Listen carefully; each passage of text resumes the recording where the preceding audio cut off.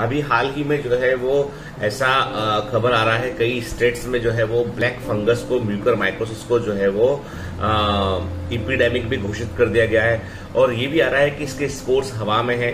तो एक बात मैं आपको क्लियर कर दूं कि जो म्यूकरमाइकोसिस है, ब्लैक फंगस है, वो कोई नई चीज नहीं है।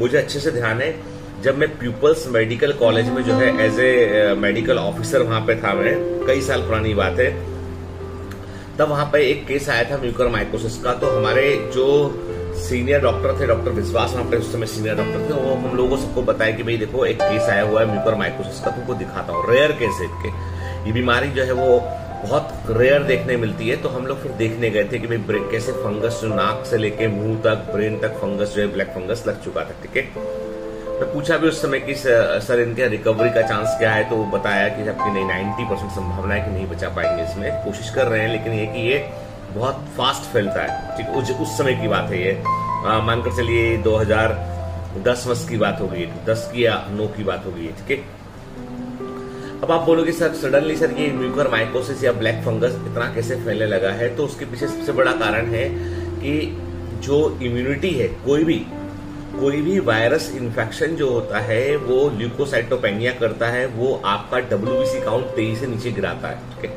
चाहे वो डेंगू हो, चाहे वो कोविड हो, WBC काउंट तेजी से नीचे गिरता है। और यहाँ पर क्या होता है कि अभी जो सेकंड वेव जब आया ना, तब देखा गया कि प्लेटलेट काउंट भी तेजी से नीचे गिरा, WBC काउंट भी तेजी से नीचे गिरा, और WBC काउंट तेजी से नीचे गिरा और काफी दिन तक वो नीचे ही रहा हो। तो ये ऑपर्चुनिस्टिक इन्फेक्शन होते हैं एक्चुअली के, यानी बॉडी का, यदि सिंपल सी बात है कि कहीं पे लूट मार हो रही है, कोई कहीं पे लूट मार चल रहा है, तो कुछ लोग ऐसे होते हैं जो लूट मार नहीं करते, वे भी कुछ सामान उठा ले आते हैं वहां से। कई बार ऐसा होता है, लोगों का भीड़ को देखा दे कि भीड़ व्यवहार करती है। तो म्यूकरमाइकोसिस में भी क्या है कि जो म्यूकर फंगस है, ब्रेड मोल्ड जिसको हम लोग बोलते हैं, कि जो राइजोपस भी होता है, म्यूकर भी कहते हैं इसको, ये जो फंगस है ये बड़ा कॉमन है। ये हमारे फूड में होता है, हमारे आसपास होता है, हमारे घर के अलमारियों में कहीं पर भी होता है। कह रहे इस फंगस को आप ऐसा नहीं बोल सकते कि पहले था ही नहीं है, ये हमारे समय साथ हमेशा से प्रेजेंट है, हर चीज में प्रेजेंट है।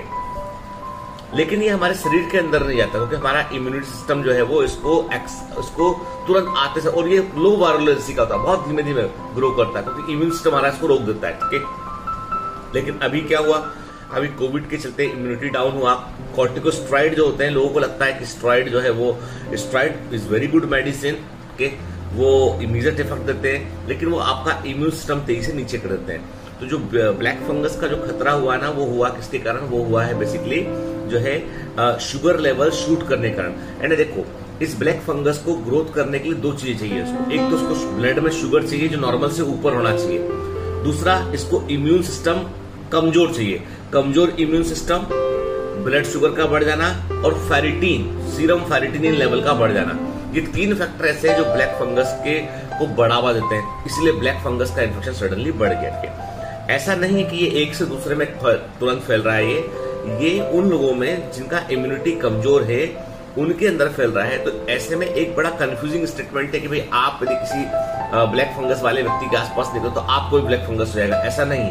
कोविड नहीं है ये आपका इम्यून सिस्टम और फंगस के बीच है, और जो कहीं पर भी जहां कहीं भी आप प्रेजेंट है वहां पर भी ब्लैक फंगस हो सकता है। ठीक है, इसलिए इस समय नो डाइटिंग, खाना अच्छे से खाइए, विटामिन सी का मेडिसिन लीजिए, जिंक का मेडिसिन लीजिए, कि जिंक का टेबलेट लीजिए, विटामिन सी का टेबलेट लीजिए, और अच्छे से खाना खाइए, थोड़ा एक्सरसाइज कीजिए, और हेल्दी रहिए, और कोविड से बचिए, क्योंकि कोविड जो है वो सिंगल फैक्टर जो इम्यूनिटी को जो है वो तेजी से डाउन करता है। ठीक है, कई आप में से कई लोगों ने बोला सर ब्लैक फंगस के बारे में कुछ बताइए।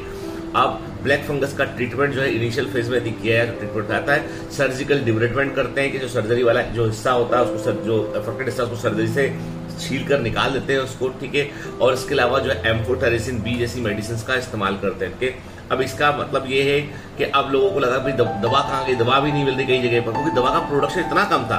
इंटरेस्टिंग बात है कि इस दवा का प्रोडक्शन इतना कम था क्योंकि केसेस ही कम थे, होते ही नहीं थे केस ना, कि बहुत कम रेयर केस थी, तो रेयर बीमारी थी, दवा भी कम बना करती थी।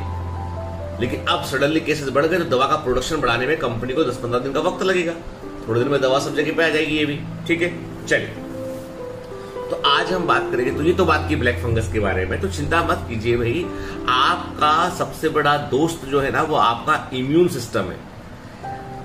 अच्छे से खाना खाइए, टाइम पे खाना खाइए, प्रॉपर स्लीप लीजिए, स्ट्रेस फ्री रहिए, थोड़ा सा एक्सरसाइज कीजिए, ठीक है ना बेटा। और बाकी जिंक का टैबलेट खाना, तो जिंकोनिया नाम का टैबलेट आता है, जिंकोविट नाम से टैबलेट आता है, जिंकोविट ले लो, मल्टीविटामिन है वो। जिंकोविट एक टैबलेट रोज खा लिया नाश्ते के बाद, ठीक है, क्या प्रॉब्लम है। अब ये मत बोलना सर जिंकोविट वालों से कोई टाइप में, तो कंपनी का नाम तक नहीं भूल गया उसका, ठीक है।